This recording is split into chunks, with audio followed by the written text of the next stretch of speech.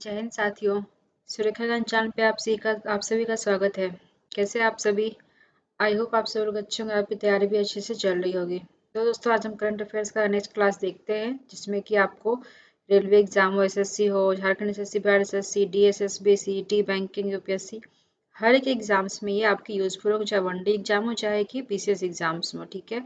और सबसे पहले आप सबको हैप्पी रामनवमी। ये हमारा आज का सबसे एक अच्छा हिंदू धर्म का एक बड़ा फेस्टिवल है, जिसमें कि भगवान राम के जन्म उत्सव के लिए मनाया जाता है ये, ठीक है। तो आप सबको, आपके परिवार को हैप्पी रामनवमी। चलिए आज का क्लास में स्टार्ट करते हैं। और हाँ, सबसे पहले क्लास को आप शेयर कर दीजिए ताकि अधिक से अधिक इसका लोग फायदा उठा सके। और आप नए हैं तो चैनल को सब्सक्राइब कर लीजिए, ठीक है। चलिए वीडियो को स्टार्ट करते हैं। हमारा आज का पहला टॉपिक है, प्रधानमंत्री नरेंद्र मोदी को श्रीलंका के सर्वोच्च नागरिक सम्मान मिथ्रा विभूषण से सम्मानित किया गया, ठीक है। हमको क्या याद रखना है? श्रीलंका का सर्वोच्च नागरिक सम्मान का नाम क्या है? मिथ्रा विभूषण से किसे सम्मानित किया गया है? तो प्रधानमंत्री नरेंद्र मोदी को। अभी आप सबको पता होगा, बिम्स्टेक की मीटिंग थाईलैंड में थी। वहां से हमारे ये माननीय प्रधानमंत्री श्री मोदी जी श्रीलंका की यात्रा पे गए हैं, जिन्हें वहां के श्रीलंका के राष्ट्रपति अनुरा कुमारा दिसानायके ने श्रीलंका के सर्वोच्च नागरिक सम्मान मिथ्रा विभूषण से सम्मानित किया है, ठीक है। और यह पुरस्कार पहली बार 2008 में शुरू किया गया था, ठीक है। इसके पहले यह सम्मान किसे दिया गया है? तो इसके पहले यह सम्मान मालदीव के पूर्व राष्ट्रपति मौमून अब्दुल गयूम और फिलिस्तीनी नेता यासिर अराफात को भी यह पुरस्कार दिया जा चुका है, ठीक है। इतना हम याद रखेंगे। नेक्स्ट हम देखते हैं, बांग्लादेश ने अगले 2 वर्षों के लिए बिम्स्टेक की अध्यक्षता संभाली है, ठीक है। यानी अभी जो हमारा बिम्स्टेक का मीटिंग चला था थाईलैंड में, जो कि 6वां एडिशन था उसका, तो उसके बाद उन्होंने जो है यह अध्यक्षता किसे सौंपी है? तो बांग्लादेश को आधिकारिक रूप के तौर पे 4 अप्रैल 2025 को सौंप दी है, जो कि 2 वर्षों के लिए है। यानी अब 2 वर्षों के लिए बिम्स्टेक का अध्यक्ष कौन बन गया है? तो बांग्लादेश। और वहां के जो प्रधानमंत्री है, इंतरिम प्रधानमंत्री, जो कि मोहम्मद यूनिस ने यहाँ की अध्यक्षता संभाली है, ठीक है। उसके बाद हम देखते हैं बिम्स्टेक का फुल फॉर्म क्या होता है। तो Bay of Bengal initiative for multi sectoral technical and economic cooperation, ठीक है। और ये बंगाल की खाड़ी के आसपास के 7 देशों का समूह है, जिसमें कि बांग्लादेश, भूटान, भारत, म्यांमार, नेपाल, श्रीलंका और थाईलैंड है, ठीक है। और ये सिक्स्थ बिम्स्टेक शिखर सम्मेलन था। इसके पहले कब हुआ था? तो 2022 में हुआ था, वो भी वर्चुअली हुआ था क्योंकि कोविड का टाइम चल रहा था, ठीक है। और ये 6वां एडिशन कहाँ पे हुआ है? तो बैंकॉक, थाईलैंड में। अभी 7वां कहाँ पे होना चाहिए? तो बांग्लादेश में होगा। क्यों? क्योंकि बांग्लादेश को इसकी अध्यक्षता सौंप दी गई है करीबन 2 साल के लिए, ठीक है। आप मैप में देख सकते हैं, ये सब जो कंट्री है जो कि बिम्स्टेक में शामिल है, 7 कंट्री है, ठीक है। उसके बाद इस सम्मेलन का विषय क्या था, यानी थीम क्या था? तो prosperous, resilient and open BIMSTEC. ये भी आपको पूछ सकता है कि 6th एडिशन बिम्स्टेक की मीटिंग का थीम क्या था? तो prosperous, resilient and open BIMSTEC, ठीक है। और बिम्स्टेक की स्थापना कब की गई थी? तो 6 जून 1997 को इसकी स्थापना की गई थी, ठीक है। ये सारे इंपॉर्टेंट पॉइंट्स जो कि एग्जाम में आपको पूछ सकते हैं, तो इसे आप याद रखेंगे, ठीक है। नेक्स्ट हम देखते हैं, HIL लिमिटेड की बिरला न्यू लिमिटेड के रूप में रीब्रांडिंग की गई है, ठीक है। यानी जो HIL कंपनी है, एक बिल्डिंग मटेरियल इंडस्ट्री की एक प्रमुख कंपनी है, और इसका इसका क्या मार्केट वैल्यू कितना है? 3 बिलियन अमेरिकी डॉलर, जो कि बिरला ग्रुप का हिस्सा है। उसने खुद को रीब्रांड किया है, किस नाम से? तो बिरला न्यू के नाम से किया है, ठीक है। पेरेंट कंपनी का नाम क्या है? CK बिरला ग्रुप, ठीक है।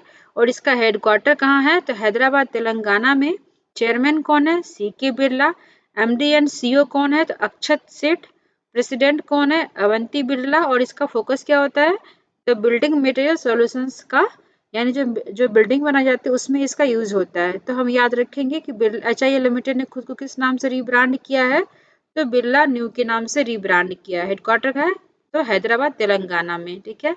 नेक्स्ट हम देखते हैं, भारतीय सेना के MRSAM मिसाइल परीक्षण ने युद्ध तैयारी को प्रमाणित किया है, ठीक है। यानी सबसे पहले देखते हैं MRSAM क्या है, इसे किसके द्वारा विकसित किया गया है? तो रक्षा अनुसंधान एवं विकास संगठन DRDO यानी defence research and development organisation और इजराइल की एरोस्पेस इंडस्ट्रीज द्वारा यानी इजराइल की कंपनी एरोस्पेस इंडस्ट्री के द्वारा संयुक्त रूप से इस मध्यम दूरी की सतह से हवा में मार करने वाले मिसाइल MAR यानी medium range surface to air missile का परीक्षण किया है, इसको प्रमाणित किया है कि युद्ध की तैयारी के लिए ये रेडी हो चुका है।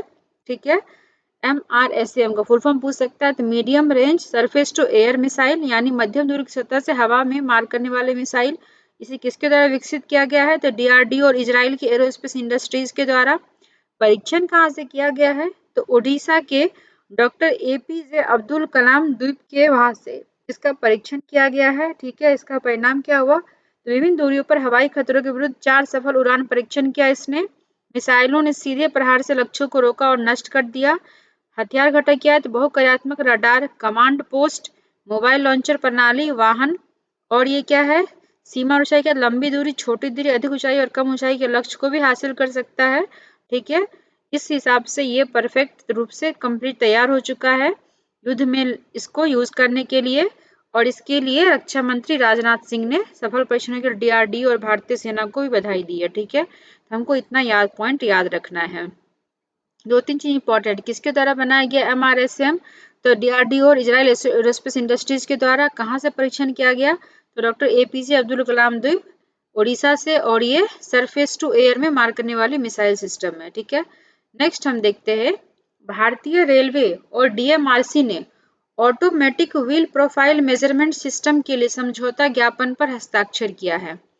Automatic wheel profile measurement system, ठीक है, इसका क्या है, ये एक स्मार्ट मशीन है जो कि लेजर का उपयोग करके स्वचालित रूप से ट्रेन के पहियों की जांच करती है। ठीक है, और ये समझौते कब हुआ, 4 अप्रैल 2025 को हुआ है। इसमें कौन कौन किसने किसने किया है, तो इंडियन रेलवे और DMRC Delhi metro rail corporation ने इस समझौता किया है। इसका लक्ष्य क्या है, तो स्वचालित व्हील प्रोफाइल मापन प्रणाली स्थापित करने के लिए। और इसमें क्या है कि रेलवे के अलग अलग स्थानों पर 4 मशीनें लगाई जाती है।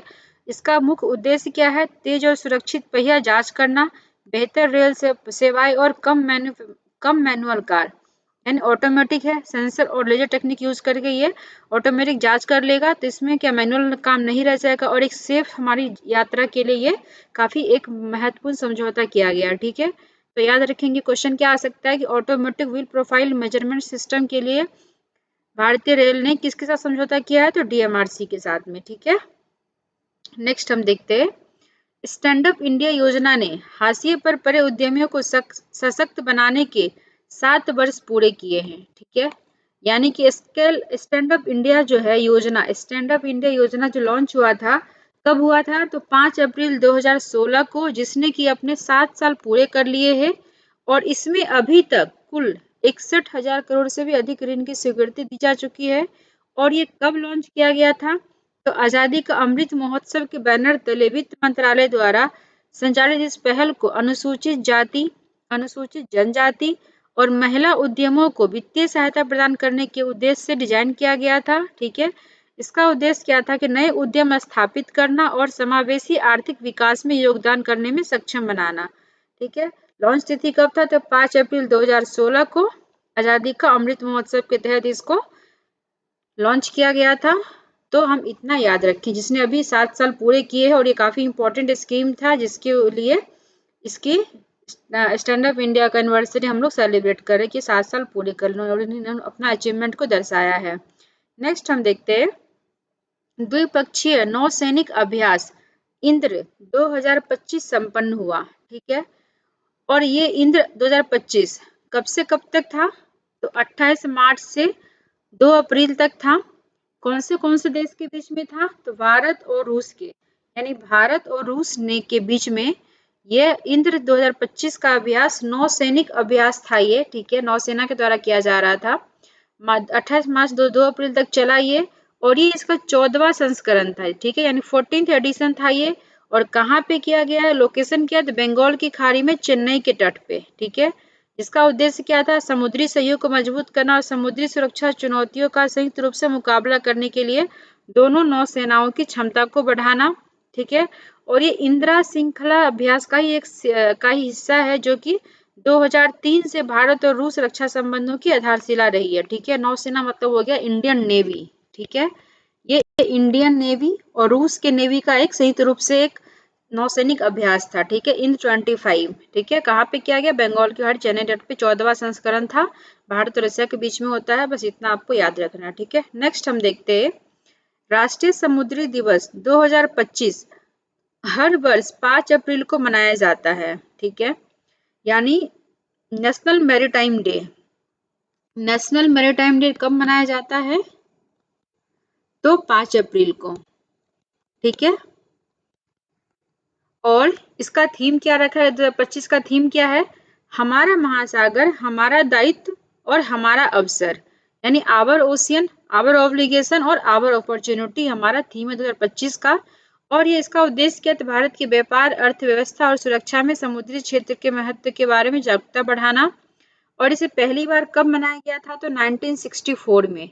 और इसको मनाने का उद्देश्य क्या है? तो यह दिवस 1919 में Scindia steam navigation company limited की भारत से ब्रिटेन तक की पहली यात्रा की याद में मनाया जाता है। ये हम याद रखेंगे इस चीज को। और यह घटना भारतीय समुद्री मार्गों पर ब्रिटिश प्रभुत्व को समाप्त करने में एक प्रमुख मील का पत्थर साबित हुआ था। उसके उपलक्ष्य में हम हर साल 5 अप्रैल को नेशनल मैरीटाइम डे यानी राष्ट्रीय समुद्र दिवस मनाते हैं, जिसका 25 का थीम क्या है? Our ocean, our obligation and our opportunity, हमारा महासागर, हमारा दायित्व, हमारा अवसर।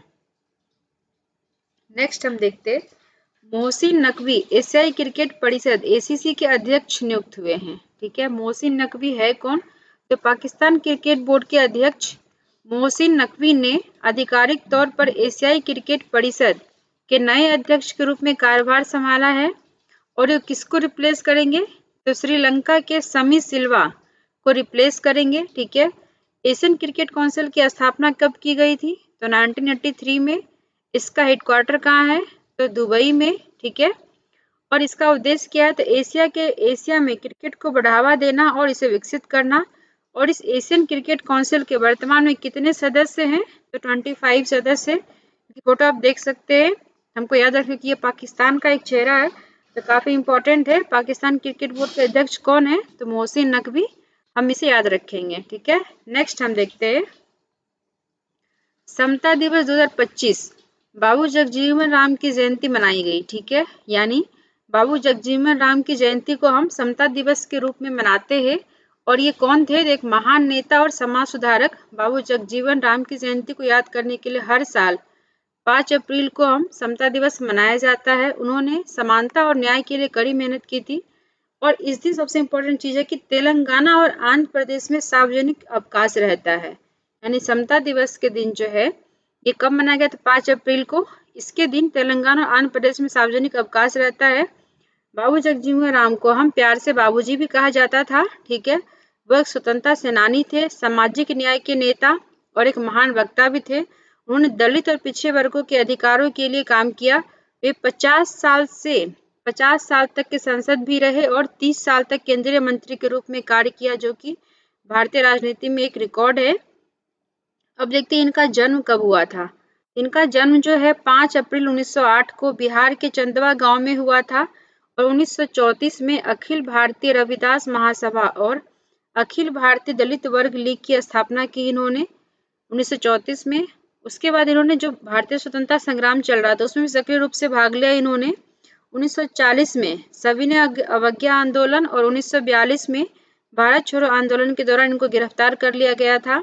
ठीक है, भारत को आजादी मिलने के बाद वे पहले श्रम मंत्री बने थे। ठीक है, यानी पहले लेबर मिनिस्टर बने थे वो। उन्होंने रेलवे, कृषि, रक्षा, संचार जैसे कई महत्वपूर्ण विभागों में भी काम किया है। 1971 के भारत पाक युद्ध के दौरान वे रक्षा मंत्री थे।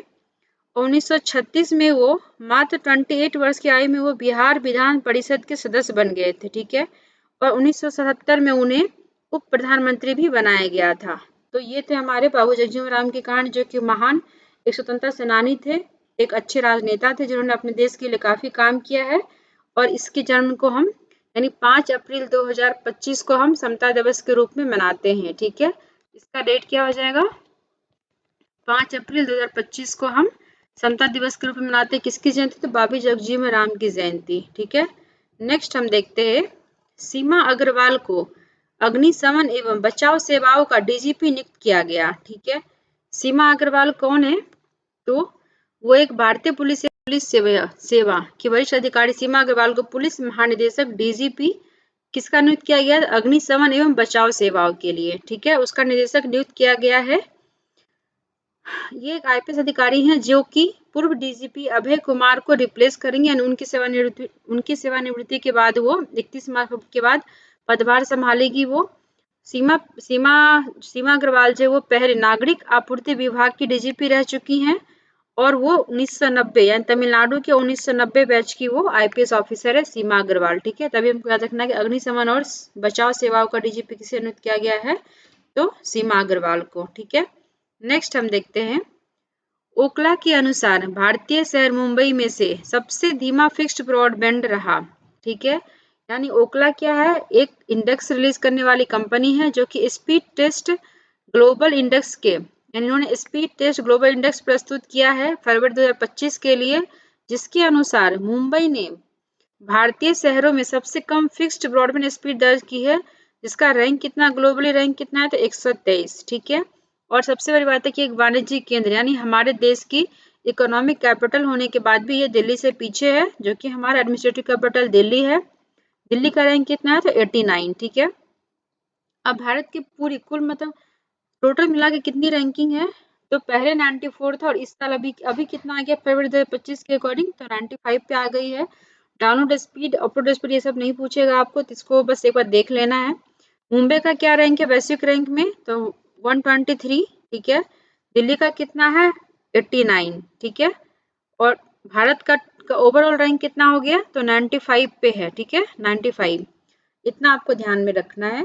नेक्स्ट हम देखते हैं, इंडिया पोस्ट और निपॉन इंडिया म्यूचुअल फंड ने डोर टू डोर केवाईसी सेवाएं प्रदान करने के लिए हाथ मिलाया। ठीक है, इंडिया पोस्ट और निपॉन इंडिया म्यूचुअल फंड ये दो कंपनी है।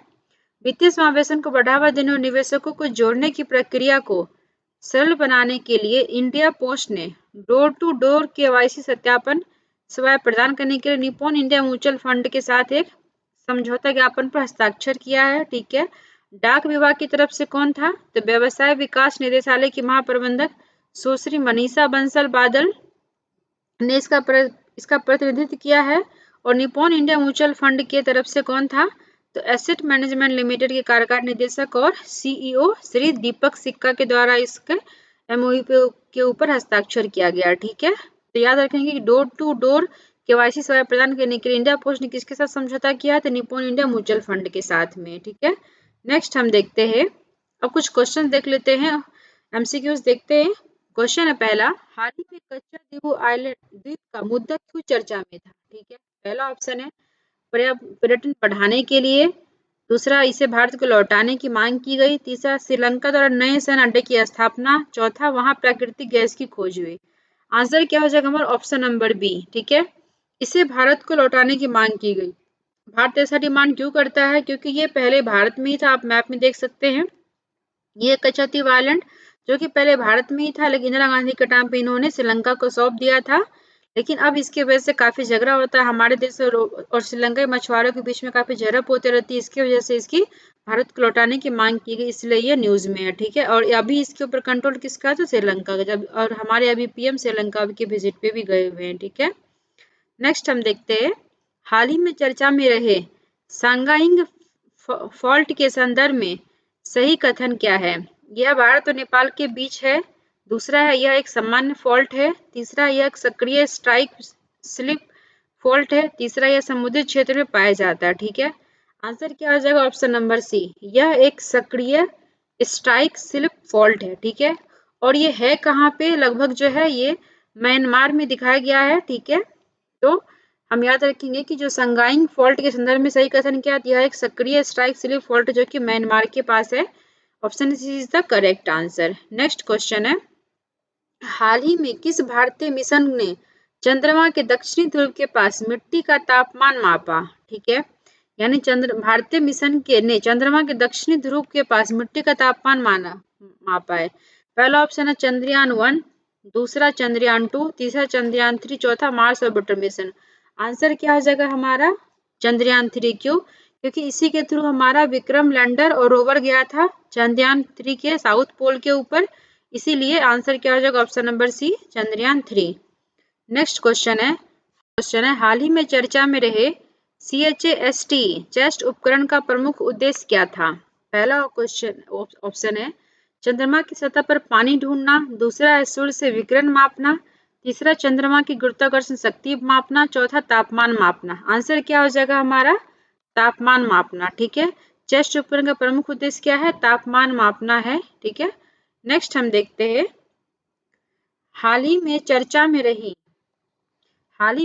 में रही यूफिया वायानंदेसिस किस राज्य में खोजी गई एक नई प्रजाति है। ठीक है, पहला है केरल, तमिलनाडु दूसरा, तीसरा कर्नाटक, चौथा महाराष्ट्र। आंसर क्या हो जाए, केरला में। ठीक है, केरला में जो है यूफिया वायानंदेसिस प्रजाति खोजी गई है जो कि केरला में पाया गया है। Option A is the correct answer. Next हम देखते कुछ वर्ल्ड देख लेते हैं दोस्तों। तो पहला है INS टर्कस किस वर्ग का युद्धपोत है। ठीक है, क्या हो जाएगा, तलवार क्लास का युद्धपोत है कौन सा, INS टर्कस। नेक्स्ट है फ्लोराइड की सुरक्षित सीमा क्या है, क्या हो जाएगा, 1 से 1.5 मिलीग्राम पर लीटर। ठीक है, हाल ही में रहे यूफिया वायनाडेसिस पहली बार कहाँ देखी गई, तो वायनाड के, केरल के वायनाड में। ठीक है, जो कि राहुल गांधी की कॉन्स्टिट्यूएंसी भी है। नेक्स्ट हम देखते हैं चंद्रयान 3 चंद्रमा की सतह पर कब उतरा था, क्या हो जाएगा आंसर, 23 अगस्त 2023 को।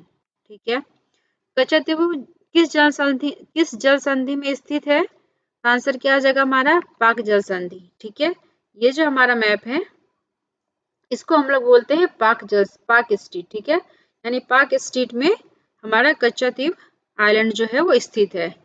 ठीक है, ओके दोस्तों, आई होप क्लास आपको अच्छी लगी हो, तो अधिक से अधिक लोगों को शेयर कर दीजिए, क्लास को लाइक कर दीजिए, और कुछ कमेंट हो तो आप बेशक पूछ सकते हैं कमेंट में। चलिए ठीक है, थैंक यू फॉर वॉचिंग, जय हिंद।